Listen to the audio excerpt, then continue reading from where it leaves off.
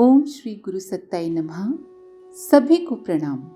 कुछ दिनों बाद पुनः अवसर मिलने पर हमने निवेदन किया, गुरुदेव आपने यज्ञ के बारे में तो बहुत विस्तार से बता दिया और हमारी सभी शंकाओं का समाधान भी कर दिया।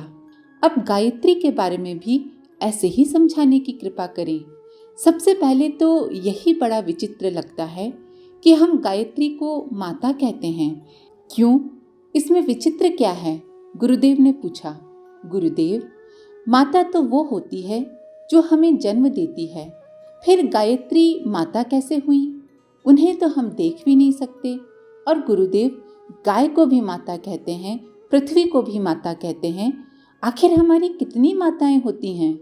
सुनकर गुरुदेव जोर से हंसे और घूर कर मुझे देखने लगे, मानो था ले रहे हो कि कहीं मजाक में तो मैं कोई बात नहीं कह रहा। पर मेरी गंभीरता और प्रश्न की गूढ़ता को देखते हुए वे भी सतर्क हो गए। कुछ देर मौन रहने के बाद उन्होंने वंदनीय माताजी भगवती देवी की ओर इशारा करके पूछा, बता बेटा, ये कौन बैठी हैं? ये तो हमारी माताजी हैं। हमने तुरंत कहा, क्यों, ये तुम्हारी माता कैसे हो गई? इन्होंने तो तुम्हें जन्म दिया ही नहीं, और फिर ये तो उम्र में भी तुमसे छोटी हैं। इन्हें तुम माता क्यों कहते हो? हम हकलाने लगे। माताजी भी ये देखकर मुस्कुराने लगी। गुरुदेव बोले, बेटा, जो तुम्हारे मन में अटक रहा है, शब्दों में व्यक्त नहीं हो पा रहा है, वही तो तुम्हारे प्रश्न का उत्तर है। ये नारी तुम्हें स्नेह करती हैं, तुम्हारी सुख सुविधा का, खाने पीने का ध्यान रखती हैं। तुम्हें कोई कष्ट हो, बीमारी हो तो हर प्रकार से सेवा करके दुख दूर करती हैं, और कभी हम नाराज हो जाएं तो ढाल बनकर तुम्हारी रक्षा करने को हमसे भी टक्कर लेने लगती हैं। तभी तो तुम इन्हें माताजी कहते हो। इतना कहकर गुरुदेव ठठाकर हंस पड़े। माताजी भी इस बात पर जोर से हंसने लगी। हमसे कुछ कहते ना बना। पूज्यवर ने ही बात को आगे बढ़ाया। बेटा, हमारे ऋषियों ने गहन चिंतन के बाद गायत्री को माता की पदवी पर सुशोभित किया है। गायत्री ने तुम्हें या हमें ही नहीं, सारे संसार को जन्म दिया है। ये सारी सृष्टि, सारा ब्रह्मांड ही गायत्री से उत्पन्न हुआ है। वही सबका पालन पोषण करती हैं, अन्न जल की व्यवस्था करती हैं, औषधियाँ प्रदान करती हैं, कष्ट में हमारी रक्षा करती हैं, कोटि कोटि अनुदानों वरदानों की हम पर सतत वर्षा करती हैं। तभी तो वो सारे संसार की माता हैं, जगन माता हैं, विश्व माता हैं। आस्तिक नास्तिक, साकार निराकार के झगड़े में मत जाओ।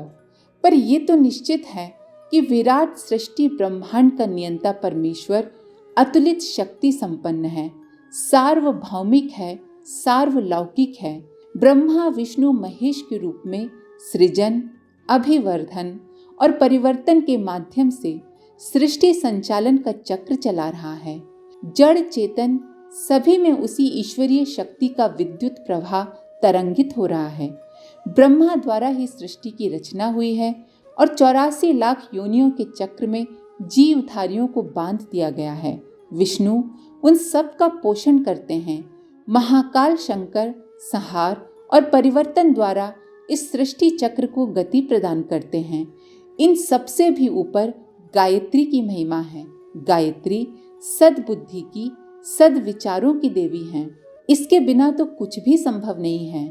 ब्रह्मा विष्णु महेश भी यदि सद्बुद्धि से काम न करें, आपस में उचित तालमेल न रखें, तो महाप्रलय में क्या देर लगेगी। इसीलिए तो कहते हैं कि गायत्री से ही सृष्टि की रचना हुई है। वही इसकी पोषक हैं, नियामक हैं, नियंत्रक हैं। तभी तो माता की पदवी पर आसीन है। माँ स्नेह व श्रद्धा का अटूट संगम है।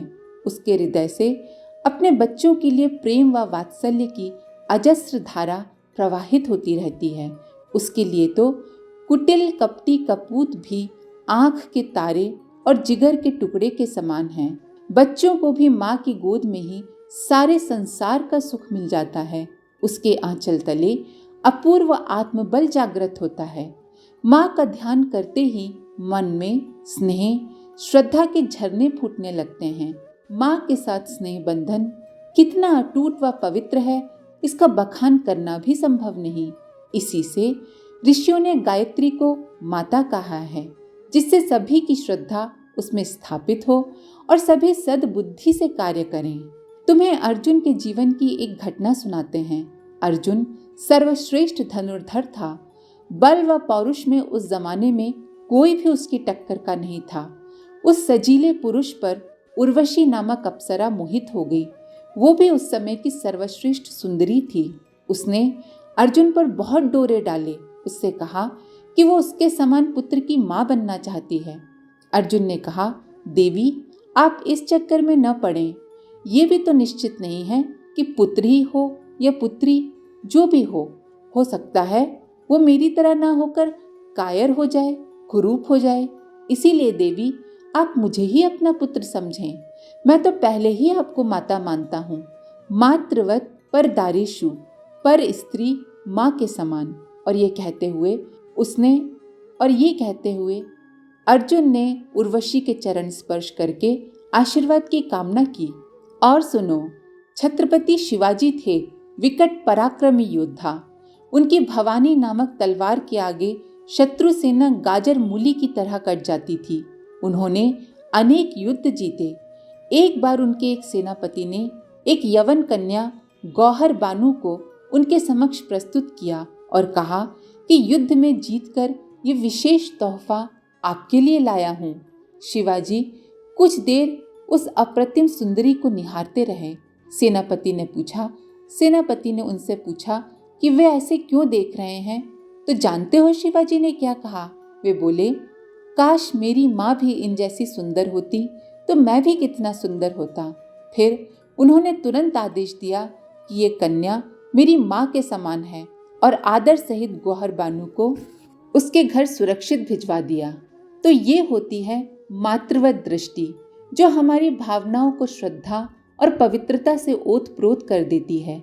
गायत्री माता की मूर्ति से हमें यही प्रेरणा लेनी चाहिए कि प्रत्येक कन्या को माता के समान ही समझें, जैसे अर्जुन और शिवाजी ने समझा था। हम तो तुम्हारी माताजी को भी माताजी ही कहते हैं।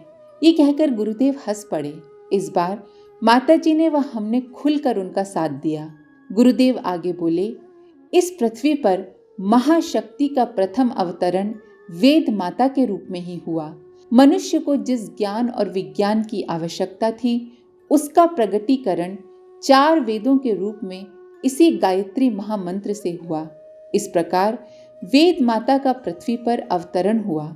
उनकी प्रखरता और परिपक्वता का परिचय देव माता के रूप में सामने आया। सृष्टि का आदिकाल का वेद माता स्वरूप प्रगति के मध्यकाल में देव माता बन गया। इस काल को देव युग और सतयुग के नाम से पुकारते हैं। उन दिनों की परिस्थितियां इतनी सुसंपन्न और सुखद थीं कि इस समृद्धि से लदी भारत भूमि को संसार भर में एक स्वर से स्वर्गादपि गरीयसी कहा जाता था, अर्थात माँ और मातृभूमि स्वर्ग से भी श्रेष्ठ है। भारत भूमि ने अपनी उत्कृष्टता को समस्त संसार में बिखेरा था और जगत गुरु कहलाने का श्रेय पाया था। गायत्री भारतीय संस्कृति की भी जननी है। इस देव संस्कृति की ऋतंभरा प्रज्ञा का ओजस तेजस वर्चस का संदेश घर घर जन जन तक पहुंचता था। उस काल में विचारणा का स्तर उस ऊंचाई तक जा पहुंचा था जिसे ब्रह्मलोक कहते हैं। उत्कृष्ट चिंतन की परिणति आदर्श कर्तृत्व में होती थी। चारों ओर स्वर्गीय सुख शांति दृष्टिगोचर होती थी। आज की गई गुजरी स्थिति में भी उस गौरव भरे अतीत की चर्चा करते हुए हमारी छाती गर्व से फूल जाती है। यही वेद माता, देव माता, गायत्री महाशक्ति विश्व माता की सुविस्तृत भूमिका भी निभा रही हैं। सामाजिक परिस्थितियों की इस भयावह विषमता को विश्व माता गायत्री ही समाप्त कर सकती हैं और कर भी रही हैं। अब तो तुम्हारे इस प्रश्न का उत्तर मिल गया कि गायत्री को माता क्यों कहते हैं। तुमने ये भी पूछा था कि पृथ्वी और गाय को माता क्यों कहते हैं। तो सुनो, श्रुति का एक वाक्य है, माता भूमि पुत्रोहम पृथिव्या। भूमि मेरी माता है, मैं पृथ्वी का पुत्र हूँ। इसके विराट भावार्थ को देखकर मन श्रद्धा से भर जाता है। ये पृथ्वी हमें धारण करती है, हमारा पालन पोषण करती है। हम सब उसकी संतान हैं, कोई भेदभाव नहीं है। संसार के समस्त प्राणी पृथ्वी के आश्रय, स्नेह, दुलार की अजस्र धारा में गोते लगाकर आनंदमय होते हैं। इसी से ये धरती माता है, जन्मभूमि है, मातृभूमि है, मातृवत श्रद्धा की अधिकारिणी है। और गाय तो सचमुच गौ माता ही है। अमृत सदृश दूध से हमारा पोषण करती है। गोमूत्र व गोबर औषधि के रूप में प्रयुक्त होते हैं, और तो और मरने पर अपनी चमड़ी भी हमारे लाभ के लिए दे जाती है। इतना तो अपनी सगी माँ, हमें जन्म देने वाली माँ भी नहीं करती। हमारे ऋषियों ने इसी कारण गौ माता के पवित्र संबोधन से उसकी आराधना की है। अब तो तुम्हारी सब शंकाओं का समाधान हो गया। गुरुदेव ने अपनी बात को विराम दिया। हाँ गुरुदेव, हमने कहा। गुरुदेव बोले, लेकिन यही तो रोना है कि आज सब कुछ उल्टा पुल्टा हो रहा है। हमारी देव संस्कृति में गायत्री, गाय और पृथ्वी को ही नहीं, वरन प्रत्येक नारी को माता कहा गया है। पर दारिशु मातृवत, पराई नारी माता के समान है। इसी पवित्र दृष्टि से नारी का सम्मान होता है। परंतु विदेशी सभ्यता ने नारी को मात्र भोग्य बनाकर रख दिया है। हर और नारी को अश्लील रूप में ही देखा और प्रस्तुत किया जाता है। विज्ञापनों में तो उसे अर्धनग्न दिखाने का फैशन चल पड़ा है। लोग खुलेआम एक दूसरे की पत्नियों की कमर में हाथ डालकर नाचते हैं। न पति को ऐतराज है और न पत्नी को। न जाने इस विदेशी सभ्यता की नकल हमारे देशवासियों को अभी और कितना भटकाएगी।